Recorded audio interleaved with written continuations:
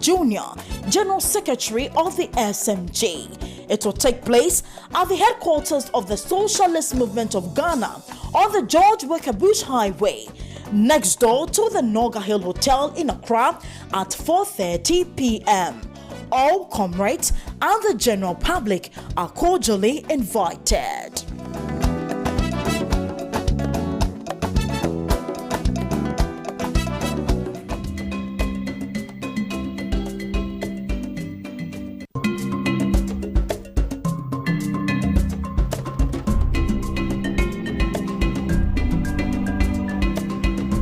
Welcome back to the program. This is a review segment of the Morning Africa show. My guests are seated in studio. I'm joined by, to my immediate left, Yeremambo Moses Ambing. Is the coordinator of the CPP's organizational committee. Good morning. Good morning, my brother. How are we doing? Yeah, not bad. Yourself? By grace. We are managing. We are managing. That's right. Also with me here, it's Dr. Mohamed Abubakar Marzouk. He's a lecturer at the University of Applied Management. Doc, good morning. Good morning. How are you doing? Looking so I'm borrowing somebody's word. Looking so beautiful. Oh. Thank you. Also with me here in the studio is Ishaq Ibrahim Esquire. He's a senior lecturer at the UPSA, University of Professional Studies in Law School, Yes. UPSA. And he's also a member of the NPP's legal team. Thank you. Good morning, Ishaq. Good morning to you. And thanks and for good morning to my colleagues here. Alpha Moses, we already know each other. Yeah. But Mr. Abubakar, today is our first day. And salam alaikum to you. And I like the feel of your studio. Oh, your first time? Yeah, that's my first time here. here. Okay. You have interviewed me on site. Yes. But I've never been to your studio. Oh, okay. Yeah. And Kosi Pride is my very good friend. And understood he has a close association with you. Yes. And I think he has a project more or less a reparation. Of which I've been sharing some documents with him. Oh, but seeing I just like the feel of it. Right. It's like the Black Barriers. I'm not sure whether you're aware of something called the Black Barriers. Where Bob Marley is more or less like a museum for Bob Marley. Okay. Right. It has a similar feel. Right. Yeah. The Black Barriers in London. It has a similar feel. Grateful for your commendation. Very grateful. Right. Okay. So, first time, welcome and enjoy the hot seat. Thank you. All right. So let's start off with the African story. It's your first time, so I'll start with Moses. Okay. So we come along on African story segments this morning. Yes, I'm not. Doc, you are interrupting me. I'm not trying to. I'm trying to suggest because you are hosting us. But since this is the first time he's here, why don't you also give him the opportunity to start? So that I want him to observe the process. That would be fair. That would be fair. Yes. I get to ask the question. So I want to start. I want to start with Moses. That's what I'm suggesting. Your suggestion is flawed. No, respectfully flawed. Rejected. Don't ever think our brother here is a novice in communication. In fact, he's a veteran communicator. I know. For lack of editorial merit. Moses, let me start with you on this one. Okay. I have a video I want us to watch. The heads of ECOWAS, were in a meeting somewhere last week, to try and bring to bear the indications on insecurity on the West African sub-region. And I just want us to listen to their final indications and what they think that is happening within the security setup in West Africa. Let's take a listen to the heads of state.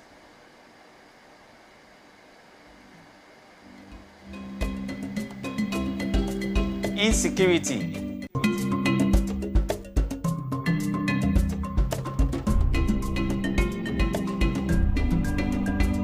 West Africa, especially in Central Sahel, insecurity continues to deepen.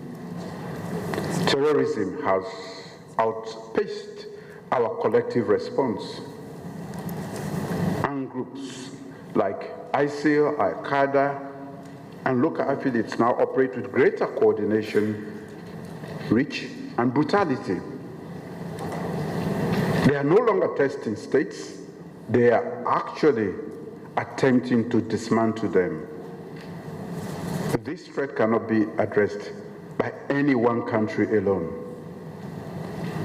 It is a global emergency that must be addressed at the regional level. Behind every incident are displaced families, traumatized communities, violated women and girls, and young people drawn into circles of violence. We must be honest with ourselves. Our response have too often been fragmented, reactive, and constrained by hesitation. More than half of all terrorism-related deaths worldwide now occur in our region. Fragmentation is no longer acceptable.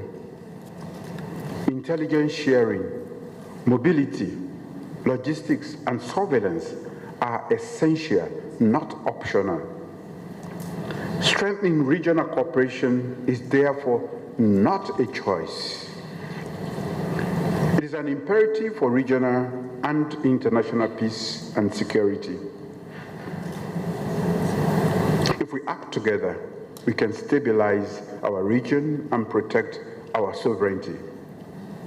If we do not, insecurity will continue to define our future. Here today is that our regional crisis requires a unified and coherent regional response.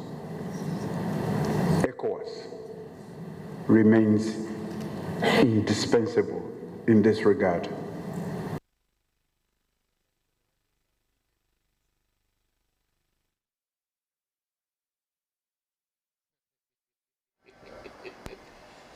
All right, so that was the indications there. And as you heard, when it comes to terrorism-related deaths, West Africa, not Africa, West Africa ranks second on the global scale. So that's quite frightening, very, very frightening. Yeah, Moses, I want to start with you on that. Okay. Once again, very good morning to my co-panelists, yourself, and to all CPP comrades across the country. This issue about ECOWAS, look, we've been discussing it here time over time on how we feel ECOWAS has been a sleeping dog. They cannot bite, they just bark, cannot bite. Listen, all these things we are talking about, way back in 2013, they had a strategy to counter, they have what we call anti-terrorism strategy. Way back in 2013, ECOWAS put up a strategy, a very serious document on how to combat these things. And some of the indicators that they used was that when you are, some of these issues, they will come together as a sub-region to fight them. That is why they brought this ECOMOG thing, a standing army and other things. Fine, fast forward, what has happened? What has happened is that most of the issues we are encountering in West Africa, they are political issues, and they are political decisions that has been taken. Where you have a sub-region, where democracy is not very stable, most of the countries in our sub-region, you watch out. Look at the Cameroon situation, the Togo situation. We have leaders who have overstayed in power.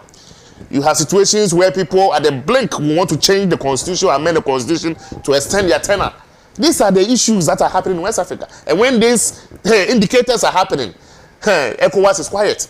And when people rise, then there are issues. I've been saying this. The indicators are so clear from day one. In all those countries where leaders have taken power upon themselves and do not want to give in, of course, there's a tendency that people will rise against the corridors of power. There are tendencies. And from day one, this should be made clear. You understand? Apart from these things, there are other elements to it. Some of the French-speaking countries, as you all know, the French always have a way of infiltrating. For them, if you are not for them and you are a ruler in West Africa, they will find a way to kick you out. And they've done it severally. They've played a handbook, a playbook that we've seen it all written on the wall. So it was a big blow to them when this Burkina Faso issue happened and they had to send them packing. Now Niger, Burkina and Mali, they are no longer part of the ECOWAS sub-region. Now they are from their Sahel states, which is a bigger blow because that portion, that the whole Sahel, that was a danger zone. There were a lot of terrorist attacks going on in that region. So that cooperation from other ECOWAS states that we all agreed that, look, we have to do this together. Unfortunately, in 2023, they had to suspend these 3 countries from ECOWAS, which some of us thought that, look, they should have used dialogue, try to engage them further, rather than, letting them go or suspending them. And they quickly also put themselves together and formed a rivalry body, which is called the Sahel States. And as it stands, what I'm hearing is that they are not willing to come back to ECOWAS. I heard that this early last year, or is it this year, they will be giving the olive branch to come back. But what I'm hearing is that it is not possible for them. They are saying that, well, where they find themselves, the 3 of them together, they feel that there's enough cooperation in there and they want to move on. Now, these issues about terrorism in West Africa, rightly so, I know there are concerns because just last year, 2025, there have been over 450 terrorist attacks in only West Africa. 450. Even means sometimes I think that figure is an understatement. And over 1,900 deaths. The third, look, I think there should be even more than 20,000 or 30,000. I'm telling you, most of the attacks in parts of northern Nigeria and those things, all these things I feel that they are political decisions. The Nigerian situation, for example, where unfortunately for them, I have always been telling you that Nigeria they have what it takes. The whole West Africa, when you talk about military might, it is Nigeria. So I always tell people that they have what it takes to contain what was happening within Nigeria. But unfortunately, some of their military high command officers have taken sides. Some of them give intelligence to the terrorists. So for me, I was not happy when the US began striking them. But I felt that, look, this is a situation, the Nigerian army, and if they collaborated with the countries within the sub-region, they could have, contained. They shouldn't have allowed the US to come in. For me, I felt that, come on, what is this? What the exercise the US carried out, the Nigerian army had the capacity to do the same. You understand? Just to coordinate the activities well with your neighboring other countries within the sub-region. So yes, there's serious insecurity in our sub-region. Just a few weeks ago, you remember there were some gang of men found around Sisala area. And they said they were just roaming and they found their way into Ghana. Armed! Over 20-something or 30-something of them. If you heard that news. So national security quickly have to move in there. And I don't know how the situation was solved. You understand? So growing insecurity in West Africa is a real threat. Especially with our borders. Everybody knows the sub-region has one of the most poorest borders across board. Look at Ghana. There are so many entry points into Ghana. So many. Look, even with the Ghana-Togo stretch. Look, people will tell you, there are some houses, they lie in between Ghana and Togo. So they move from the house, you can just enter some compounds and you find yourself in Ghana. And you will see that our patrols, our military patrols, not even immigration, because they are unable to mind those borders. Because the way the landscape is, and we don't have any technology in place to also be able to help us mind it. You see that we have very porous borders. And it's not only with Ghana, with other neighboring countries, so it's the same. So actually, if you really want to deal with this issue, one, the political will, and as I said, political leaders should be compact. Not that a situation where we have in ECOWAS now, where they see things going wrong and they are quiet. When you start operating like that, you create rooms for people to misbehave. And most of these terrorist attacks in West Africa is because of political instability. Because they feel that one party has been in power for so long, one person has been in power for so long, he goes to elections, by hook or crook, he wins the elections, you will not know how. Of course, you give room for people to, contact other groups within the sub-region and try to collaborate and cause instability in that country. So yes, ECOWAS, enough of the talk. The talk is too much. Me growing up, I've always been hearing these things ECOWAS has been saying. The talk is too much. It's about time they try to put their talks into action. First things first, they should find a way to bring the 3 countries that are separated from ECOWAS back onto the board. Because that area, that huge stretch, it's such a big area. You look at the map. It's such a big area. And just imagine that area being cut off from the sub-region. And they also have connections to other countries within the sub-region, especially Ghana. We are direct neighbors to Burkina Faso. They're also neighbors to Cote d'Ivoire. So anything happening there should be of our prime importance and to our interest. So for me, first things first, they should try and bring all those 3 countries back on board. When we do that, let's re-look at our strategy again. Let ECOWAS put in place mechanism to check political leaders within the sub-region. look, they should be united in this and say that, look, if your constitution says that it is 4-year cycle or 5-year cycle, you don't just wake up one day and try to just change your constitution. You can't do that.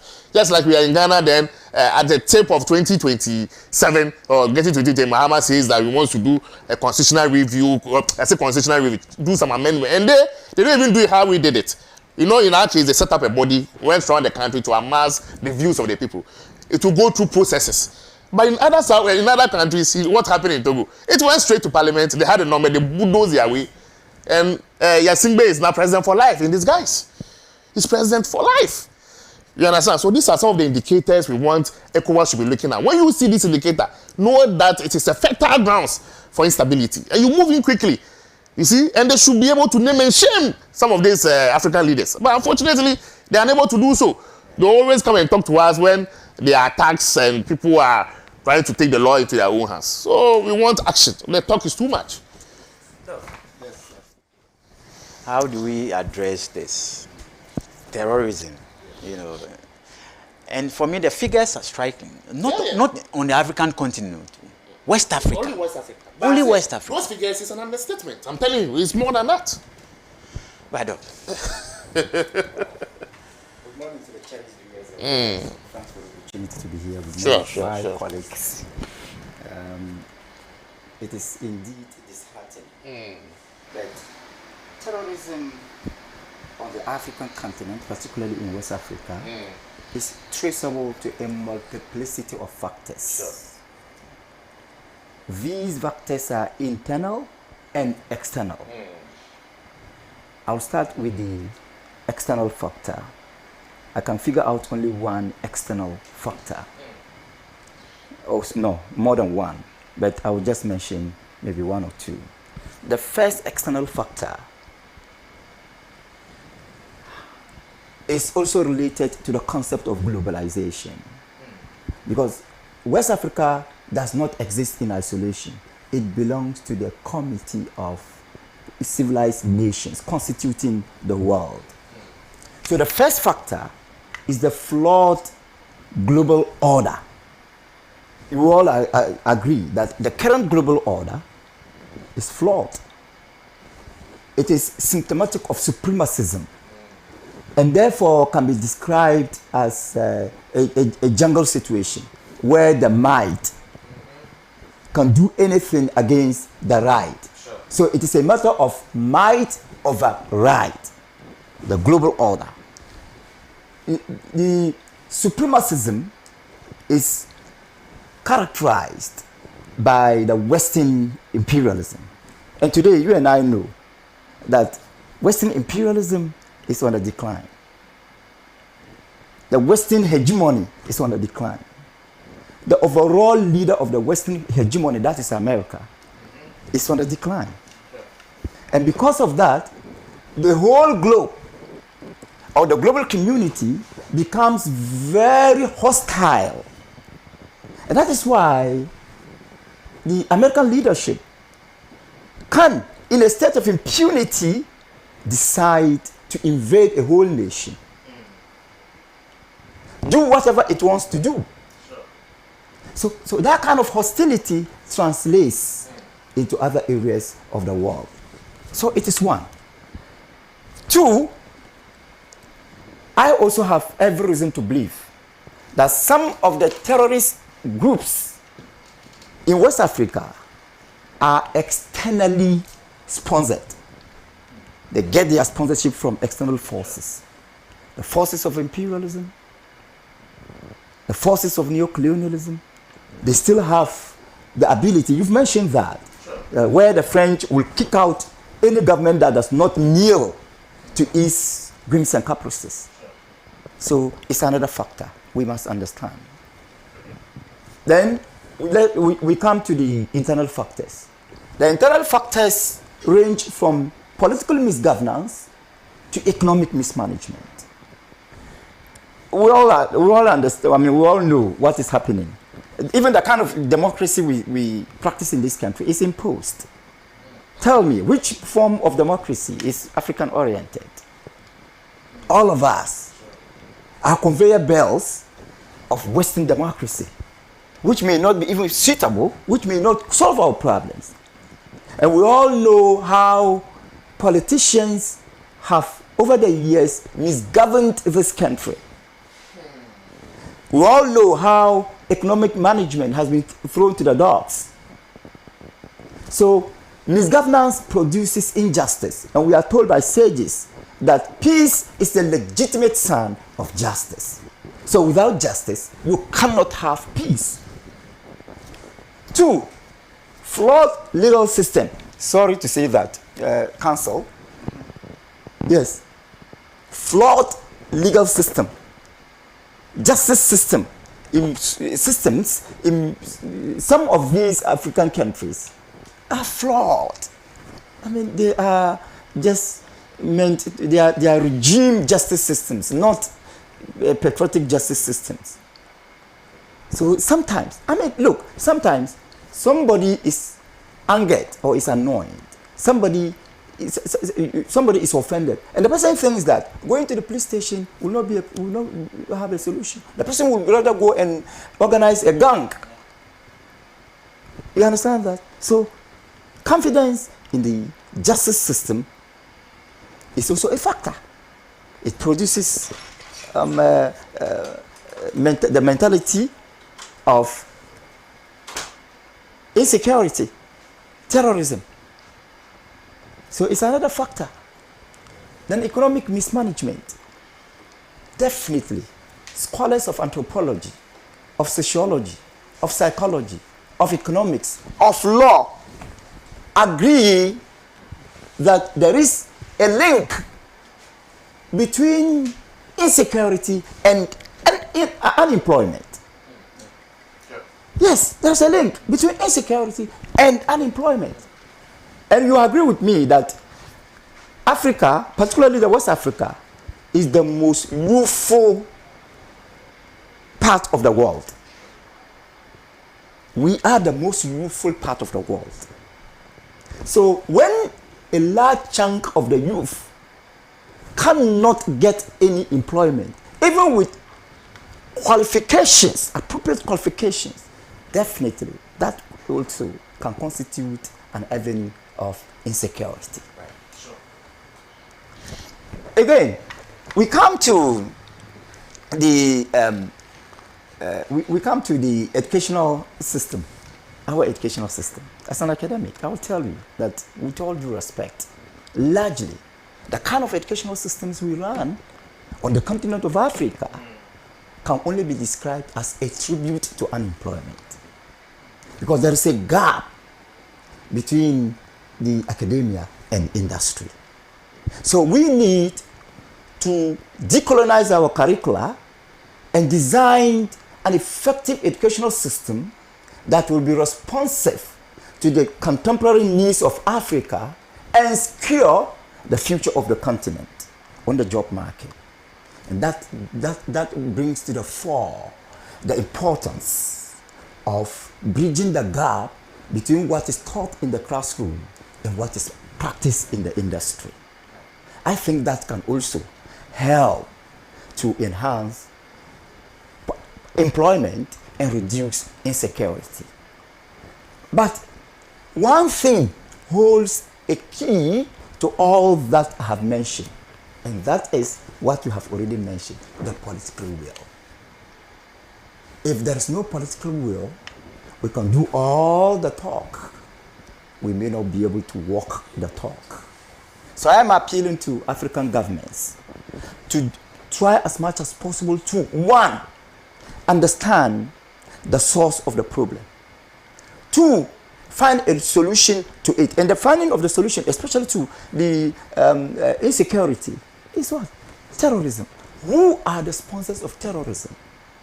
Let's get to the supply chain, the source of the sponsorship, internal and external. Let's get to that source. Let's find out whether those involved in terrorism or in any act of insecurity are radicalized. If yes, we de-radicalize them. Let's find out whether they are unemployment. If yes, we get them employed. Let's find out whether they are satisfied with the kind of governments that we run. If yes, we review our governance system and ensure that it corresponds to the will of the people. And once the will of the people is satisfied, justice will prevail and peace will be for everybody. Thank you. Yes, there was one thing about education that you mentioned about the curriculum. In fact, our current curricula, sometimes I think about it and say, is it like we are going backwards or what is happening? If you meet those who wrote code in the 60s, A-level, O-level, they are kind of English they speak, the kind of analysis and logical reasoning they have. Yes. You see that challenge, you are nowhere close. Yes. Yeah. I'm like, you see, but you have masters, but when you meet them, you realize that but these people, what were they learning? Now we didn't have the privilege to learn. Let me just give you one aspect of the defective curricula.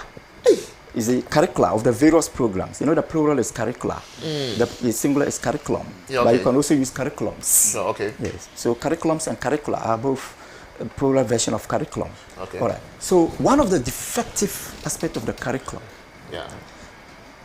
or the curricula of the various courses, yes, is the lack of symbiosis between the industry and academia. But apart from the curricula, we also have the teaching methodology, either pedagogy or andragogy, depending on the situation. If it is for the younger ones, it's pedagogy. If it is for adults, it's andragogy. Then evaluation. We have a very big problem when it comes to evaluation. That is examination. Look, our system has been designed in such a way that emphasis is on examination passing, not knowledge acquisition. And that is why, I think I said it last week, students in any university can do everything possible to pass the examination. They can do anything, including the thing. You understand? To pass the examination. Sure. Because emphasis is on examination passing. That's why you see. Yes, that's why you see some of the first class graduates who cannot express themselves. Who cannot even present. They can't even. I'm telling you, they can't even write an effective. They can't put together an effective CV. Yeah. They can't write an effective application for job. So I am of the view that we are in a contemporary society, and we should de-emphasize examination passing and emphasize knowledge acquisition. We need knowledge to grow. We don't need qualifications to grow. This is not to say that qualification does not matter. Let me end by saying that, I mean, an educationist once mentioned that the average PhD is nothing new. It is just transference of bones from one graveyard to another. So, and that calls for that gives meaning to literature review. There's no topic. I mean, ideally you choose a topic, but whatever topic you choose is expected to have relations to other existing topics, so that it will give you the opportunity to do a literature review. You review the literature, and then out of that, you'll be able to produce new knowledge. And at the end of the day, your PhD thesis or your master's degree thesis will be a major contribution to the body of knowledge. Thank you. Yes, that's right. Insecurity in the West African side. Yes. Thank you very much. And once again, good morning to your listeners. Okay, I largely agree with their contribution, but I just want to take small issue of some aspect Moses have said about ECOWAS. In fact, in the 90s, ECOWAS actually chalked a very good success. The disturbances in Liberia, especially between Samaldo and Chastela, ECOWAS contributed greatly in bringing peace to that country.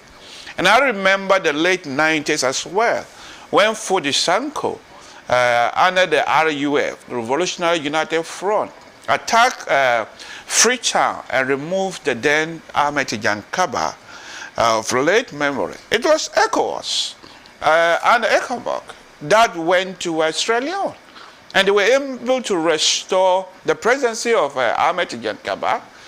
Even though we said we were going to bring African solution, we applied a flawed reconciliation by making the then Ahmed Kaba president and Fode Senko vice president, which is not called. But the initial aspect, ECOWAS did very well. For me, if you look at our recent problems, it's true that there are a lot of terrorism currently in the West African continent. For me, I largely attribute this thing to that flawed UN Security Council resolution that authorized the use of force in Libya. Because the Western powers were already waiting for it. And I largely blame South Africa. South Africa did not do very well. In fact, they voted for that resolution. When Gaddafi has spent so much in liberating South Africa, if the South Africa High Commissioner is listening to this, I mean, South Africa have already expressed that particular regret. In fact, what did he utter? He was just saying the people of Benghazi do not lay down their arms. We're going to crush them like cockroaches. Israel is crushing the Palestinians like cockroaches. There's no UN resolution over there. So the removal of Gaddafi, who was more or less a stumbling block for terrorist activities in West Africa, having removed him, there was a vacuum. And those people from North Africa, especially those light-skinned Sahelian people, if you look at the trend, so they had then had a chance to move from North Africa to the Sahelian region, notably Mali and Burkina Faso, if you look at the way they are even presenting in their media. So we had that particular inflow from there. In fact, I was listening to Ibrahim Traoré the last time, and what the translation said is that when they were fighting those people and the French were helping them, they realized that the problem was getting bigger. It was like the French were more or less double agent. They were on both sides. And that was why they took the decision to say, look, if you really want to give us the tools and get out of the scene completely. And they were able to reduce the trend.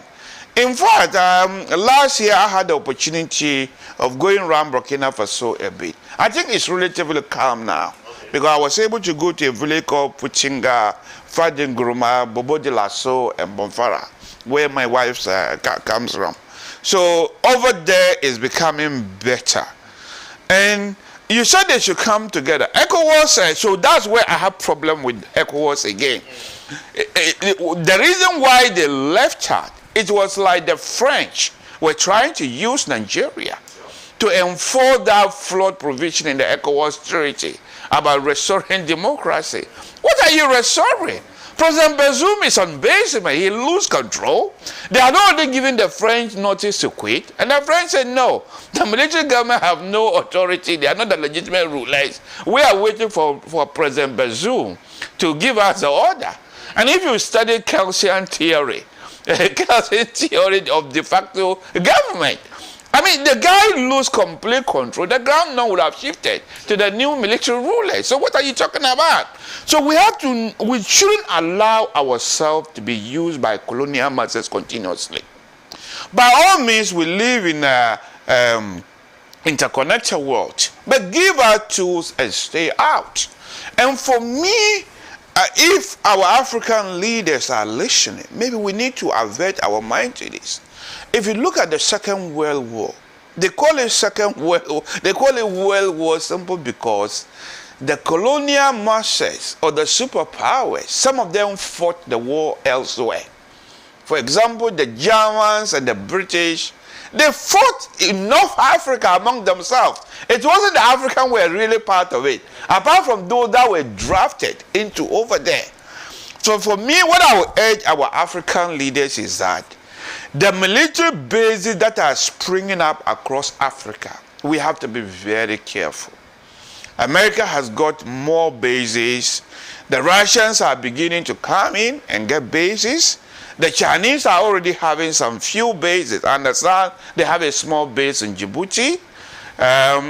Some of them are trying to take bases in Sudan.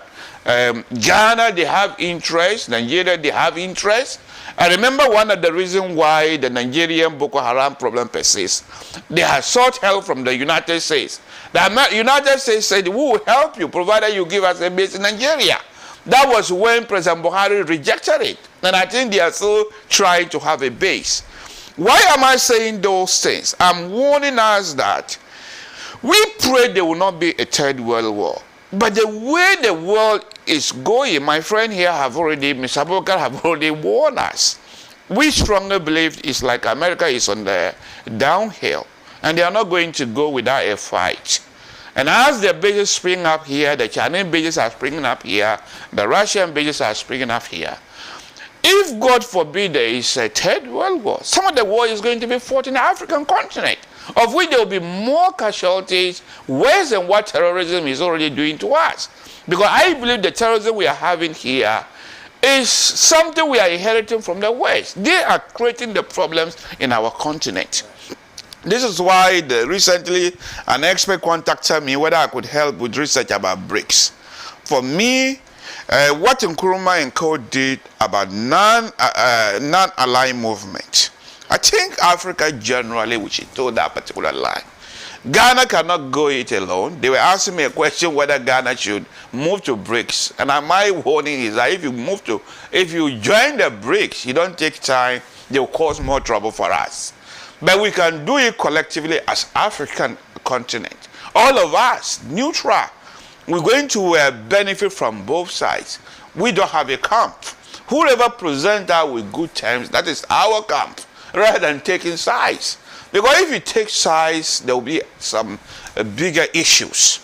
So for me, the way the world is moving on, we need to really be strategic. Let's take collective action. I think West Africa is actually quite... I don't really think West Africa can act alone. We have to always act in consonance with Africa. And Israel's certain observer status membership in the African Union, for me, it should be a no-go area for us. If you are not within our continent, we should say no to you. This was why Morocco rejecting African Union and wanted to be part of ECOWAS. What kind of madness is this? So for me, it was interesting that I'm not sure whether they rejected him. They rejected them. So the insecurity in West Africa, and as I said, the economic performance of our continent too is one of the problems. Aside terrorism, I believe there are general insecurities. And I think from last year, it began to improve.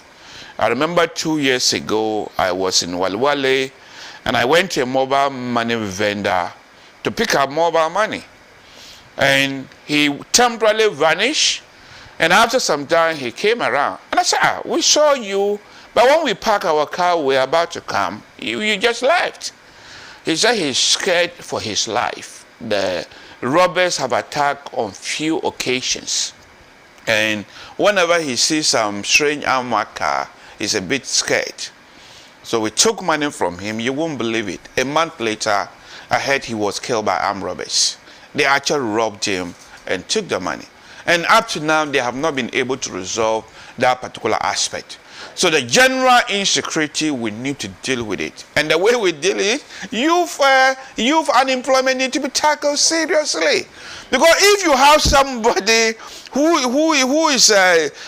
is full of vigor, he has the strength, he has the energy, and yet he cannot find food for himself, he would misdirect the energy to area you don't expect.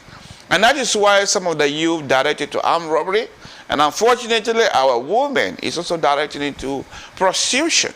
So yes, unemployment generally we need to tackle it. And I heard some of my brothers who also talk about political instability is one of those that is creating it. I largely agree with them. If you look at the sub-region, I think Ghana largely we are doing very well. Because if you look at Benin, for example, recently there was an attempt to remove the president, simply because when the attempt comes to an end, they will not go. Togo, the same thing, every coast. You campaign on democracy and you manage to remove Laurent Gbagbo. Then when you then came in, you used illegitimate means and thinking it's legitimate means to just amend constitution. That's the reason why we said there has to be time limit. Not just that, we want peace. And when you stay for very long, as Professor Lumumba said, a good dancer must know when to leave the stage. If you continue to dance after the people will get fed up. And this is where African leaders do not understand. If you look at the coup d'etat in Burkina Faso, you could see the former president, Blaise Compaoré, he just stayed for so long. You see that? So that aspect, we need to do it. And that is why the people who are calling for the third time of President Muhammad, I'm not sure what planet they are living in. And I've heard even a member of parliament. This is why I was so happy when one of the NDC leaders, I think, was this Fifi Kote, who said these are sycophants. I think they are worse than sycophants. They are dangerous for our democracy. I support some constitutional amendment, but that aspect we need to be careful. This is why when I read the report, they are thinking about transferring some of the powers to Parliament so that Parliament can quickly amend the constitution. I think we should hasten when it comes to that. We should be very careful. If you have the Parliament that we have now, they might change certain things that is popular for one side. But if they are popular for the other side, they call them mighty minority. Do you know what 41% of people can do to a country? You can't govern. So whilst we say majority must have the right to rule, respect minority rights. So transferring the power, the entrenched provisions in particular, the power to amend them to Parliament is so unwise. And that aspect of the constitution, I mean the report should be rejected. Right. Yes. It can be, what he has raised can be counterproductive to democracy itself. Sure. It can lead to what governance experts call constitutional tyranny. You have the constitutional mechanisms, yet you are living under tyranny. Yes. Yeah. Yes. Because and that's in the Britain they majority. call it the elected dictatorship. Yeah, elected dictatorship. Yes. Yes. So constitutional tyranny, Tyranny, or elected dictatorship. Yes. And it is mostly done by the other synonym is the tyranny of the majority. Yeah. Okay. So that's it for our African story, discussing issues of terrorism in the West African sub-region. Let's shift focus, come back home, in the Mfiasem Kakra, because the Kotoka International Airport, that name is set to go off. Government has given clear indication in the House of Legislature that they're going to bring a bill through the Transport Ministry to change that name to Accra International Center. Accra International Airport. But we all know the history behind the name itself, right? And it's all got to do with the 24 February 1966 coup that toppled Dr. Kwame Nkrumah. A year after, the airport, initially it was the Accra Airport. That name was changed to Kotoka International Airport, one of the pivot persons who led that coup. Following his demise, precisely around the precinct of the airport, the powers then thought it wise to rename the airport Kotoka International Airport. But, over the period, over the years, there's been that attempt and, moves. People are not particularly happy with the name. We want to find out what really goes into, the rebranding process, so to speak, and the change of the name. I want to start with Doug. Doug, how are you taking in the news of rebranding, change of name from Kotoka to Accra? I look at it from two perspectives. One, from the perspective of discouraging the coup mentality. Two, from the perspective of national unity. So, from both perspectives, I strongly believe that it is the right decision. But I have a critique of it. At the end of my submission, I will mention that. Right. Yes. And that has to do, that should have something to do with consistency. Right. So apart from the consistency, I think that decision is very good. In the first place, Kotoka, a coup maker. Why should we have a coup maker? A coup, in fact, the coup that sold in this country the mentality of military dictatorship. Why should we glorify him? Have his name symbolizing our airport, our first port of entry. Why should that be? So I think it is wrong for a coup maker to be glorified to that extent. So if the decision is to discourage coup mentality, because apart from the coup, I don't see anything that he did that warranted the honor. Sure. I don't see. I'm not saying that he didn't do, but I don't see. He didn't do anything. You understand that? So why? So it's wrong. But it's an insult to democracy. Seriously. It's an insult to constitutionalism. It's an insult to rule of law.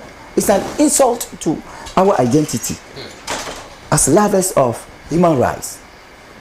So that is, for that to be corrected is good, because it is wrong to have him hailed to that extent. That's wrong. Why? So that's number one. Number two, from the grapevine, or from other sources, I've been told that this government wants to encourage the sense of national unity, and in that case, it doesn't want to name certain edifices of the state after some personalities that have something to do with tribalism, or that connect tribalism and other.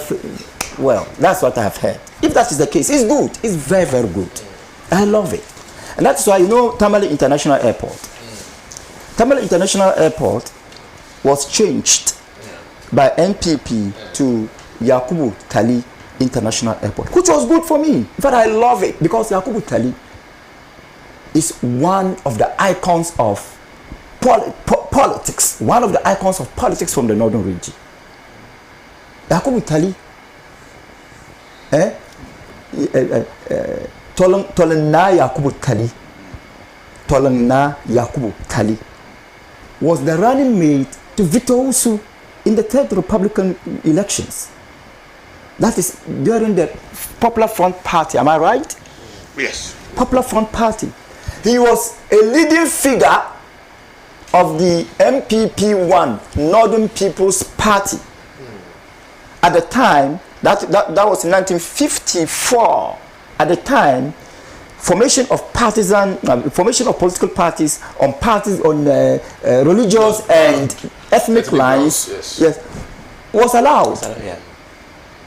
So he has been an icon. So if he is, it was later banned. Yeah. No, it was banned in 1957. I said that's what I'm saying. At the time, it was banned.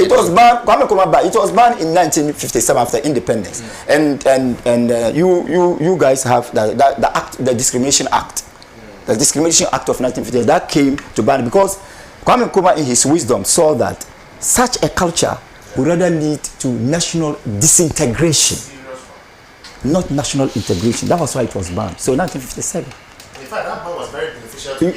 You see? It brought them to the force. Yes.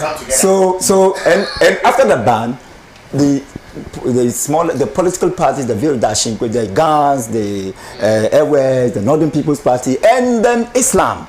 The official name was Muslim Association Party, but popularly called Islam. So they all came together to form the UP, plus the National Liberation Movement. So they came and formed the UP. And that is why UP gave birth to PFP in the Third Republic and gave birth to NPP in the Fourth Republic. So I think that preserved. And then UP. Also UP. I'm saying that UP gave birth to PFP and NPP. Yes. And now UP plus. And that is why. And that's so I think it has been a huge benefit for the UP family, for the Buzia Dombo Donko family. You understand that? So in fact, for Tolenai Akubutali to be appreciated, to be honored in that way, it's in the right direction. But it was never changed. But it was not changed. Yes. And what, in fact, the suggestion came from His Majesty Yana, Diana. But his suggestion was that it should be called Bewa International Airport. Yes. But when the change was done, it was not Bewa International Airport. So I want people out of chieftaincy and political zealotry were jubilating. Oh, it will be changed. Yeah, it will be changed. When it was changed, it did not reflect the wish Of the Yana. of Yana. You understand? Because Yana suggested Bewa International Airport, which is another good thing. It made a lot of sense. It made a lot of sense. No, I'll explain to you why. Yes, you understand that the position of MPP to hail, to honor Tolenai Yakubu was good, very good, because you cannot undermine Tolenai Yakubu Tali in the politics of this country. One time I think he was the majority leader. Yakubu Tali. That was the time he was described as the golden voice. Okay. He played a lot of roles. He did a lot to advance constitutionalism in this country. So if such a figure is honored, it's in the right direction. But when a different political party comes with its own aims and do such a thing, well, that is what they stand for. But in fact, I don't see anything wrong with naming the airport after Tolenai Yakubu Tali. I don't see anything wrong with that. I don't. No, but I've mentioned you were on your phone. That was why you didn't. No, I heard it. Yes, no. The emphasis is what I'm thanking you. So I don't see anything wrong with that. But then Yana's suggestion was Bewa. Yana too is our Yana, and Bewa is our ancestral symbol. It's our ancestral pride. So I think Tolenai Yakubu Tali himself will be happy if his name is taken out and replaced by Bewa. There won't be anything wrong with that. So I'm saying that in both cases, the position of Yana was right. The position of the MPP to honor Tolenai Yakubu Tali was the best. But a different political party came and changed it, and did not even go in line with the wish of Yana. The explanation, according to my information, is that the government wants to maintain national unity. Of course, Bewa is the ancestral pride of a particular ethnic group, that is Moli Dagbon, the Moli Dagbon group, you understand that, comprising the Mampusis, the Zogombes and others, right? So, and the Moshis. And others. So it's good. No, in both scenarios, I don't see anything wrong, right? But then you check it to Tamil International Port, no problem about that. My problem now is consistency. Will the government be courageous enough to change the Prempeh First International Airport in Kumasi to Kumasi International Airport? That is the consistency. That name also came up. And that is why that is my position. That is my problem with the decision that all edifices must showcase national integration, because Prempeh II is not different from Bewa, is it? In the context, in the context and the review, Prempeh the First, whose name also befits an international airport. I don't dispute that. But my problem is the consistency. Will the government be courageous enough to change Prempeh the First International Airport to Kumasi International Airport? If the government does that, it satisfies my quest for consistency. If it fails to do it, there will be more questions. Inconsistency. Is it the same context? I'm trying to relate it. It's the same context. To Accra, to Kotoka. Massa. Kotoka is international. No, we finished with Kotoka. And I'm saying that, look, Kotoka is an international airport. Tamale is an international airport, according to government designations. Kumasi is an international airport. And I'm saying that it is in the right direction to kick out the coup maker. Right. In the case of the Kotoka, nothing justifies it. All right. But I'm telling you that in the case of Prempeh the First, at least our culture justifies it. In the case of Bewa International Airport, our culture justifies it. But government has a policy which is also good. In fact, I like national integration. Sure. I like it. But will that policy be consistent in the application? Will it be consistent enough? No, you have done it. Kotoka International Airport. That one, we don't even need anything. Sure. It should go. It's a coup maker. Why should you glorify a coup maker? We should go. Right? Tamale International Airport. Will you be courageous enough to change Prempeh, the First International Airport, to Kumasi International Airport? And I'm saying that if it does that, fantastic, superb. Right. If it fails to do that, it will face a barrage of questions on inconsistency. Thank you. Isha. Thank you very much. Okay, let's start with Kotoka International Airport, and I think I will quickly mention the Tamale and the Prempeh one, though I think there's some sensitivity over there. Okay, it's true, I agree that we shouldn't celebrate coup makers. So Kotoka overthrew, let me say, democracy in inverted commas for some reason.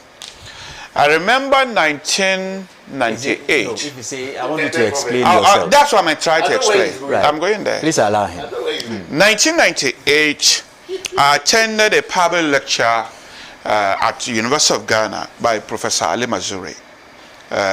He was a distinguished professor from Kenya by lecturing in the United States. And he was doing some comparison between Rawlings and Dr. Kwame Nkrumah. And he said, Rawlings started as a dictator and ended up as a Democrat. And Nkrumah started as a Democrat and ended up as a dictator. This was an outsider analysis. It doesn't matter. But yes, but that is how, look, I'm a student of history. This is how some people felt then, that Nkrumah became a dictator. In fact, making Ghana a one-party state, a constitutional dictator. That's what I was coming to. Where's a constitutional dictator? So that's what making Ghana a one-party state. If you study constitutional law of Ghana, even deporting Ghanaians to other countries, not a military dictator. Even deporting Ghanaians to other countries. And this is why when you look at our constitution, there is a provision that they call it the right to overthrow your government. If you elect somebody and he end up being a dictator, I know it's very unpopular to be saying this on Africa TV, especially something that has to do with Koshi Pratt. But I hope you still invite me back. What you're saying has no legs. So, okay. So Nkrumah was not that completely innocent. He became a dictator. And this is why we kept telling people that let's provide an avenue where citizens can continuously express their views. Democracy is not only on the face value. Let me land and you come. The only one I'm coming in. Okay. We are educating the public. Yes. Okay. Okay. Yes. Yes. So if you make a landed statement that Nkrumah is a dictator. No, I didn't say. I said Professor Ali Mazuri gave a speech. It's factual. He gave a lecture with the professor. Right. Professor Ali Mazuri gave a lecture, and he was making comparison between. Right. I mean, you can cross-check it. 1998. I was a teacher institution. He made a lecture. He was doing comparison between the two. Sure. And if you study our constitutional law, you will agree with him that he became a dictator. No. It's factual that he made Ghana. Now you are making a land. That's why I said he made Ghana a one-party state. It's fact. You can check it. How did that one-party state come about? The Laden cases, he deported Ghanaians to Nigeria. So those are your views. Yes, and when you study legal theory, there is this guy called Professor Fuller. Fuller, Inner Morality of Law. And said law must be general. Law should not be specific. If a ruler is making law that is specific, the ruler is not following the rule of law principles. These are your views. Nkrumah made specific laws deporting Ghanaians out of the country. Exiling some chiefs he did not agree with, made Ghana one-party state. So the point I am making is that while we should not celebrate exactly and prison opponents, while we should not and paranoid, while we should not reward people who have overthrown government, constitutional government, but we shouldn't just pretend Nkrumah was a Democrat. Nkrumah became a dictator. That's not true. And then if there was an... That can never be true. That's fine. That Yes, can never be true. And you know it is not true. Of course, I'm not passing it as somebody's view. That can never be. You know it is not true. I am not passing it as somebody else's view, but I am... That's not passing your personal view now. With an expert academic such as Professor Ali Mazuri, who had done a study on it. And you believe in his view?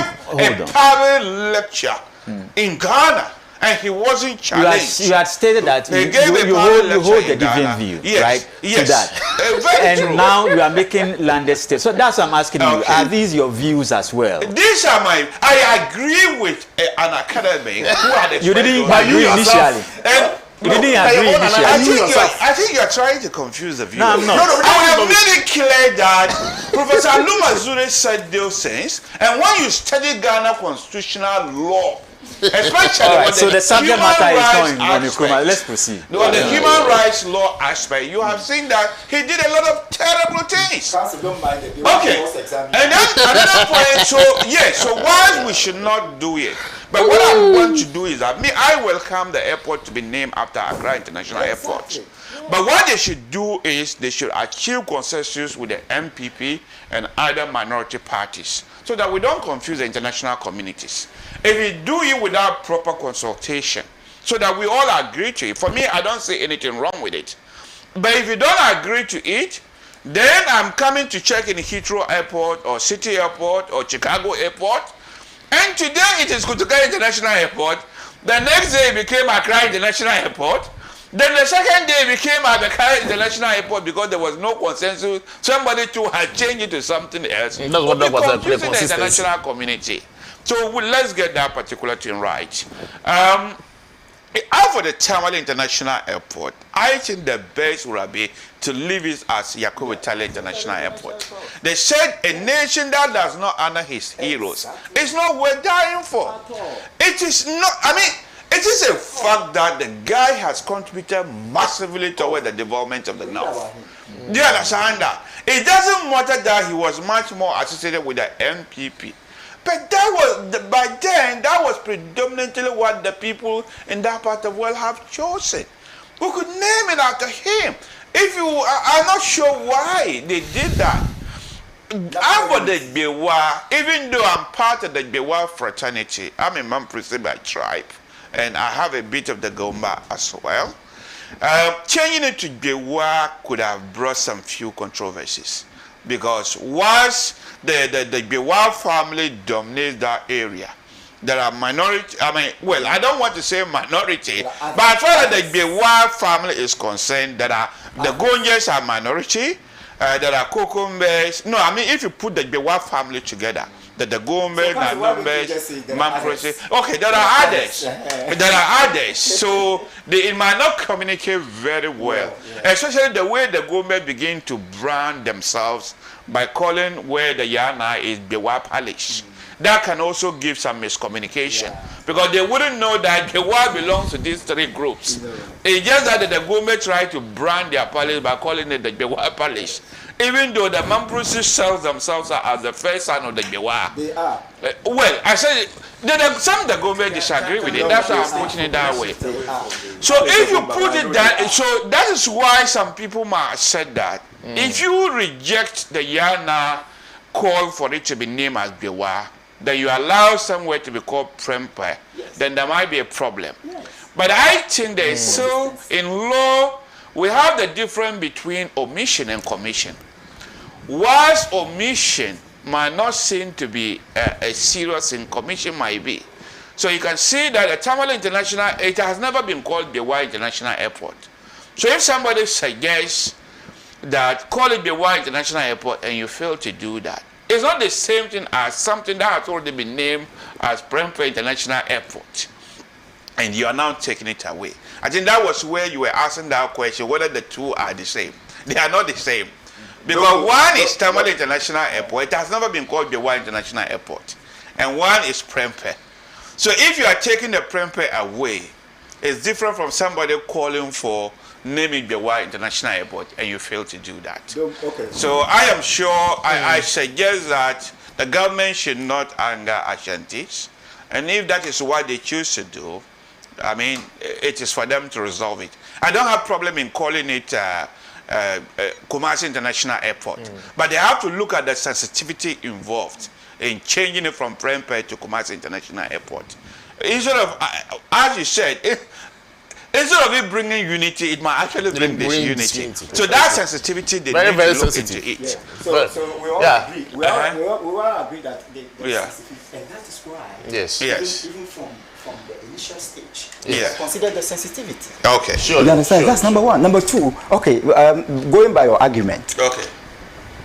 The UDS in Navrungo, the one of UDS, the one that was called Simon Dombo. Dombo something. You understand? Yes. It is in the same. It's in line with the same idea that university has been, because that one was called Simon Dombo.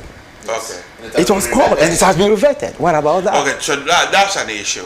You understand? Okay, so it's reverted to what? You understand? It has been reverted. Yes. Then we have another. No, this is Menka. Yes. Menka. Oh, yes. You understand? Yeah. That was also called. But no, I'm on that side. I follow the NDC. Yes. Them, they are in a business of naming things they do not even build. Yes. Look at the Jubilee House. So we both. So you are now arguing against your own idea. Something you say you tend to a poultry farm when you come to power. You understand? You had the honor of being the first people to occupy it. You criticize it, and you then decide to spoil it. No, but let's what was it? So at the end of the day, you were going to make a poultry farm. So at the end of the day, I think you are now opposing what you have said. Because no. We were just confined. You understand that? But one thing again, let me emphasize one point. Look, please land on that. It is important. It is important for us to honor our heroes, especially our tradition. I am an African, and I think I have made it clear. Yes. I have made it clear that if Prempeh International Airport is maintained, if I will jubilate, it's good for me. Bewa is maintained, is good for me. Yeah. But I am only bringing to the fore this dangerous inconsistency. But that may for you. That may help the government, but we need to help them. That may help the government. They don't. Moses is coming. Okay. So after 60 years oh my God. of injustice, finally justice has been served. As my co-panelists have all agreed, a coup maker, a traitor, the person of Kotoka. He has agreed. Partially agreed. He agreed. Yes, he agreed. The coup maker's name cannot be on our international airport. Our major entry into this country, in Ghana or even in Africa, if you want one of the colossal forces in Africa history, you hear Kwame Nkrumah. In fact, in 1999. Kwame Nkrumah was voted the African of the Millennium, meaning that in a space of 1,000 years, Kwame Nkrumah is the greatest African. You have such a personality. After Kwame Nkrumah, what other names we hear internationally? You hear Kofi Annan, you hear Yasantua, I'm talking about names that when you go abroad, they'll meet you with when you say you're a Ghanaian. First one, they'll say Kwame Nkrumah. The next one they might mention will be Kofi Annan. They might mention Yasantua, surprisingly. They'll mention Yasantua. Yes. Because in their history, they've learned about a woman warrior called Yasantua. And we're all happy. We are happy about it. Because she's our... So they come back to Ghana. They say they are coming to Ghana. Most of the people in the diaspora who say they have roots in Africa, they are coming back to Ghana. They come here, they say Kotoka. They ask, who is Kotoka? They've asked me severally. Then I struggle to explain to them. Because the first explanation we give to them, yes, he was the one who overthrew Kwame Nkrumah, but the reason is that he died here. There was a counter coup that killed him. He was buried here, so his body was found here, so he was named. They say, this man overthrew Kwame Nkrumah? You say yes. And how come Ghanaian authorities, you allow his name to be used for your major airport? Then you'll be standing there looking at them. You have to then start giving them history, trying to defend, trying to tell them that yes, when Nkrumah was overthrown, the NLC then, the UP elements wanted a lot of explanations. It's so annoying. And I'm happy my brother from the UP stock even agrees. Yes. Oh, yes, he agrees that it is so unwise what we gave for over 60 years to let a traitor's name to be on an international airport. In fact, we welcome this decision. And we, the Convention People's Party, support it 101%. And in fact, my brother said Kwame Nkrumah was a dictator. Kwame Nkrumah can never be a dictator. The one-party system he's talking about, that was the only time when a president, a city president, wanted a one-party system. He went to the people. There was a referendum on 31st of January 1964 for Ghanaians to vote whether they wanted it yes or no. So what kind of democracy is this? No, I'm telling you. And at the end of the day, the yes, people who said that they wanted the one-party system were also over 90%. Over 2 million against 2,000. No, I'm telling you, you can check the facts. Check the facts. It means that even your own strongholds then, that is in part of Ashanti and part of Eastern, they all voted that they wanted a continuation. And it was also for national unity. Of course. It was. Because in fact, and these are a model most of the countries copied from Nkrumah. The Chinese and the Philippines, they all copied this. Because they realized that if there is national unity and you have a master plan, you will go by the plan. We had a 7-year development plan. Unfortunately, it was truncated. You couldn't. Had it first. We will actually copy from them. Oh, well. Yeah. We did better. Now, what they are practicing is still one party system. You know that? The Chinese. Yeah, Mao's Zedong. Sure. Yeah. So what they are practicing, the Chinese, what they are practicing now, it's a one-party system. Yeah. Where at the end of the day, go for conventions to change their leadership. And look at China now. Look at China now. It's a superpower. So then, Ghanaians saw the wisdom in what Nkrumah was doing and voted overwhelmingly to say that yes, we the people of Ghana, we want a one-party system. How can this be a dictator? It also reflected our chieftaincy system. Sure. Our traditional authority. So what are we talking about? That Kwame Nkrumah never did anything without the law. He imprisons his opponents. He's talking about PDA, where they were over several attempts on Kwame Nkrumah's life. And you didn't want him to safeguard his life, you should send flowers to his opponents? No! It was not possible. So, Kwame Nkrumah, they always say, never did anything without the law. He made sure that at every given time, he was on the side of the law. Such a person can never be a dictator. And if he was a dictator, it was not possible that when BBC organized a poll for people to vote for the greatest African for the millennium, Mandela was still alive then. Mandela lost woefully to Kwame Nkrumah. So what are we talking about? Ishak, what are you saying? Kwame Nkrumah can never. These are facts. No, they are facts. I'm also giving you facts. These are facts. I'm also giving you facts. The greatest African of the millennium.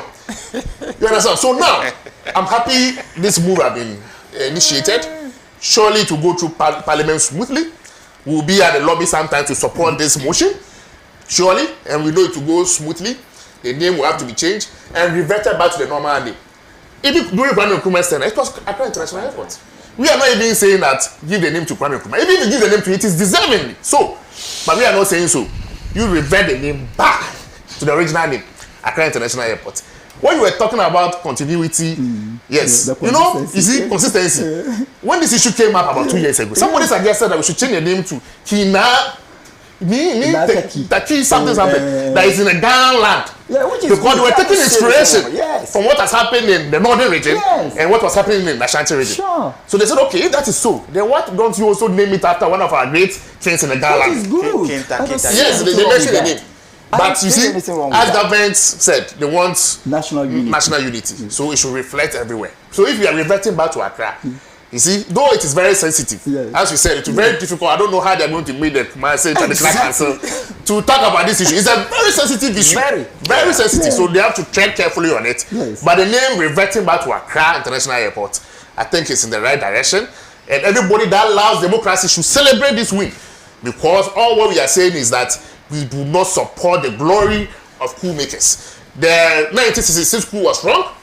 The 1971 coup that overthrew Bouzia by Champo was wrong. The one that overthrew Liman in 1982 is also wrong.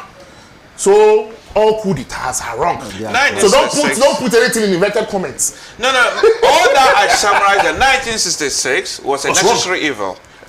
It was not. It was wrong. No. So 1972 you was also good. You have just spoken about how the sub-African, I'm telling you, so how 1972 our was neighbors are changing the constitution to do things terribly. You have just said that you have to be consistent. We are. And this is exactly what they are doing. That's what Nkrumah did. It was not even a constitutional amendment done in parliament. You was the good people. You are a lawyer. Right. I'm not a lawyer. Oh, you're not a lawyer. What you are a lawyer that just said to say Laden Deportation Act, an act of parliament specifically on one person. I believe that is now. No, but it went to parliament. It went to due process. I don't want this to divert. PDA went to parliament. It was due passed. The name of the change of the airport campaign. David, on the table we all agree. Even he knows he agrees, but he has to show that he has to show his UP elements more, which I don't have any for, because for them, anything Kwame Nkrumah, they will have to argue it out. But they know that they are founding fathers. None of them match up to Kwame Nkrumah. They know it. For Kwame Nkrumah, African of the millennium, they are nowhere close to him. And they should be battling people. That's why the love for Nkrumah is so great that you have not been able to resolve it. Well, I mean, how does it translate? Don't worry. For the resurrection. Let him learn. Now, as it stands now, more political parties in Ghana affiliate themselves that they are Nkrumahs. Haven't you realized? Almost all the parties, they say that, oh, we have elements of Nkrumah, we are Nkrumahs, we are that, in the exception of the UP, who say that they are not. All the other parties, they say that, oh, we are Nkrumahs. And we find them that if the Nkrumahs do things like Nkrumahs. Like the PNC? Like PNC, they are Nkrumahs because they came from our stock. The NDC now also claims they are Nkrumahs, and we say, no, if you're Nkrumahs, do things like Nkrumahs. And we all they've done things like Nkrumahs. They have told your members. Majority of the political system in Ghana now are all tracing their roots that they want to be part of this big family called the Nkrumahs family. Right. So, David, it's the right thing, and we, the CPP, support this move. And we know to go smoothly through parliament, the president will accept, then the name will be finally changed. After 60 years, justice has indeed been served. They should be done as early as possible. Oh, sure. Okay, let me, there's an event coming up. I'll lead you on to that particular event. Sure. But I want to read some messages on our various social media platforms. And I'll start off with Facebook. DJ Opedimo Felix says, okay, so he's from Kumasi Swami. NPP party, we are done with the election and no one have won or lose. But NPP party have won. So we need unity. Greetings to Lawyer Shrichi, Deputy Secretary Ashaman. All right. Musa Abatua writes, renaming Kutuka International Airport to Accra International Airport is a step in the right direction. At the very least, it will symbolize the progress and success of our nation. We cannot continue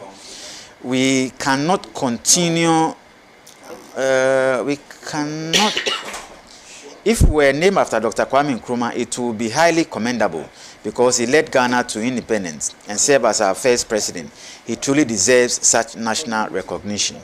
Kwame na acidity ahafo achirinsoa. I totally support the renaming of Kotoka International Airport to Accra International Airport, as is the step in the right direction. Okay, greetings to Edem Segbefia. And then Alhaji Mumuni Watara, it says, Dr. Mazugi says, your reason for supporting the renaming of Tamale Airport to Yakubu Tali are laughable. Is Yakubu Tali the only one in Northern region who has contributed to the politics of this country? Yusuf Zachary writes, Yakubu Tali brought chieftaincy dispute to the north. He never developed any part of the north, and I challenge anyone who said he developed the northern region. Daniel Akpaliok also writes, while Accra International Airport is acceptable, the far more fitting and inspiring option would be Kwame Nkrumah International Airport. If we are truly committed to honoring Ghana's history and identity, then it makes greater sense to immortalize the man who led this nation to independence rather than settle for a neutral label. Daniel Akpaliok wrote that from Sandema. So those are comments on our Facebook page. Let's do WhatsApp. Okay, I read this. Akpaliok, I read this on Facebook. We are all over the place. This one says, good morning, David. Please let it be told that the analysis the doctor is making doesn't hold. He himself said that the Bewa represent people of Mamposhi, Dangobes, Gonja, Kokumbes, and the likes. But when it comes to Ashantis, they do not have any other tribe within the region. In other words, they are all Ashantis, as opposed to the Bewa in the northern region. NPP should give us a break. When UDS management at the time decided to honor Rollins Kufuor, rejected it. NPP are fond of naming their people after state edifices. That has been the bane of Ghanaians. William Kluche from Buipe. This one reads, good morning. Renaming the Tamale Airport to Yakubu Tali was totally wrong. It was renamed after him because he was UP man. That is not the sense of unity. Was it built by a UP government? The nature of the NPP is constant. They run on lies, distortion of history, and living towards the colonial masters at all times. All right. Let me finish. When I finish, I'll give you the opportunity. They need to understand that we weighed many options. We just did not conclude on one. We weighed options. Renaming of the airports after this man, is it right or wrong? So at the end of the day, we said no problem. If this is what the government wants, it is in order. So we do not choose Yakubu Tali over Bewa or over Tamale. We didn't do that. Just say not so. Yeah. Mohammed said right. And let them tell. Dr. Mazouk have disappointed me this morning. What role did Yakubu Tali play in shaping the northern No, these are well, I will not blame him because home sweet home. Yes. No, these are chieftaincy bigos. I'm from home. I know what is happening. These are chieftaincy bigos. Kwablabi of Pokwasi Benghazi right. Dr. Baumia and these are chieftaincy bigos. Okay, please. And they are speaking within the context of please, Abudu Adani chieftaincy. I know, I understand all these things. So they can go ahead. This one says, I'm telling you. Must we institutionalize criminally based on ethnicity, political affiliation, or expediency, sectionalism, or racism? What benefits do the people of the Volta region earn as a result of the coup d'etat that occurred at the behest of Lieutenant General Kwame Kwesi Kotoka? All right, okay. What does this bring to it on the people of Ghana, for that matter, Voltarians? And I heard the minority leader yesterday when he was trying to explain reasons why, trying to play on the tribal, emotions. He was trying to play tribal cards, calling on Voltarians to reject, the Voltarians have no name. I think that was the only name that was highly unfortunate from the minority. And in fact, suggesting that the Voltarians should, rise up and reject. They want to you should be careful. Instead of engaging this, you want to lobby your people. All right, so let me just do this last Japan won your constituency. Usually they want to take you from Honorable Bosu Yao Akpachu inside Nketepa. Good morning, my dear and all viewers. I'm using your media this morning and appeal to all right, Mama and the room to do something about the Nketepa road. Okay, so that's an appeal out there. And it's from Honorable Akpache inside Nketepa. Where is Nketepa? I don't know. Yes, all right. Thank you so much, gentlemen. He sends you messages you don't read. So he says I should tell you. Uncle Stephen. Oh, I've read his messages this morning. Yeah, so it's always when he sends the message. After the show, you call me. I don't know how he got my number. But he always calls and say, I want him to hear. That's what I've told you. I've read this lightly. Yes. All right, thank you so much, gentlemen, for passing through. The legal reforms. We couldn't. I wanted to do something quickly, but Council wanted to say something on it. Maybe in about 2 minutes, I can allow that. Okay. I think legal reform is in order. I had a unique opportunity of studying law both in the UK and here. And if you compare the two, it's actually legal education reform. Yes, that's why I said legal education reform is in order. Especially as a lecturer in the university, and somebody who have also studied. I'm called to the Bar of England and Wales as Lincolnson, and I'm also called to the Ghana Bar. So if you do the comparison between the two, I believe we have a huge gap in Ghana. One, because of the lecturer to student ratio, it's not very good. And the fact that only the Ghana School of Law was providing a legal education. I mean, the legal vocational education for you to be called to the bar. So we needed to expand to get more providers, and I'm happy that that is a trend. So we are now more or less, the reforms suggested so far, it's like we are going to model it in the English, England and Wales way of doing things, whereby there will be providers, maybe Ghana School of Law together with the General Legal Council, we then provide the regulatory framework, whilst individual institutions such as UPSA, UCC, Legon and Co can then take up the training. I think it's in order because, for example, advocacy. When I was training as a barrister in UK, we were about 7 in class, sometimes 15, depending on the kind of advocacy we do. When you ask a student here, they are talking about 100. So if it is 100, how are you all able to get the practical experience of cross-examination, re-examination, and other things as part of advocacy? And then you see them doing 3, I think they're doing 2 days a week because of the numbers. So a typical student will start from 7 o'clock to 8 p.m.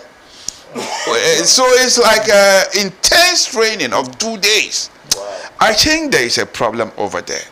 So I think reforms are long overdue. And some people also say there is a shortage of lawyers in Ghana. So there's a need to expand. All that I want to also urge is that as we shift into the private sector, cost is likely to go up. So we have to be very careful of that, so that the poor, vulnerable people are not left out. Because when you look at the government reform, they think when they expand, the poor will get in, but that's not necessarily true. The experience in England and the United States suggests that if you invite the private sector, costs usually go up. Because people are coming in to make profit, not necessarily to do. So providers, so currently I think they are training them 12,000, 15,000 they pay. That is only the professional lawyers. Those of us who did post-call, it was very unfair on me. Yeah. Coming to my country to be trained as a lawyer, and you are charging me close to 80,000 cedis for 9 months. Yes. 80,000? So what they do is that to make sure that it's always high, they peg it to the pound. So they said the post call is £6,000, but you pay the city equivalent. So whenever the pound goes up, you're going to pay more. And the time I came in to train, the pound was up. So that, and the reform that I will urge the government, please, it's not everybody. No, it has always been that way. I think I think for the past 40 whatever year they have always do it. So I would urge government, as part of reform, consider the post-call students as home students, because it's not everybody who train abroad is rich, but because they want to harvest more money from people who are called to the bar abroad. So reduce the cost for them, make it at par as Ghanaian students. But maybe perhaps Nigerians and Sri Lankians who want to be called to the Ghana bar, you can treat them as foreign students, but not treating your own students as foreign students. Because in class, we had to contribute money. In fact, some of us has contributed as high as 3,000, 5,000. I saw somebody giving 15,000 for us to help pay fee for some of our colleagues who were not going to be allowed to write exam, simply because they cannot afford 80,000 to pay, which is quite embarrassing. So legal reforms is long overdue. We welcome it, and perhaps some of us will move to help with the training. So advocacy is I'm very passionate about advocacy. Counsel, it's in the legal fraternity. That's why I gave him the opportunity. I hope you wouldn't mind. My time is up. I only have one statement. Counsel, with all due respect. Legal education in this country, in my opinion, is a reflection of academic apartheid. So. Thank you. Thank you so much, Yirimambu Moses Ambi, with the CPP. Dr. Mohammed Abubakar Mazouk is a lecturer at the University of Applied Management. Ishaq Ibrahim Esquire is a senior lecturer at the UPSC Law School and also a member of the new NPP legal team. Thank you, gentlemen, for passing through. On behalf of the entire crew, we want to say thank you to you. My name is David OTOKUNOR. God willing, we'll see you same time tomorrow. Have a very productive day. Bye.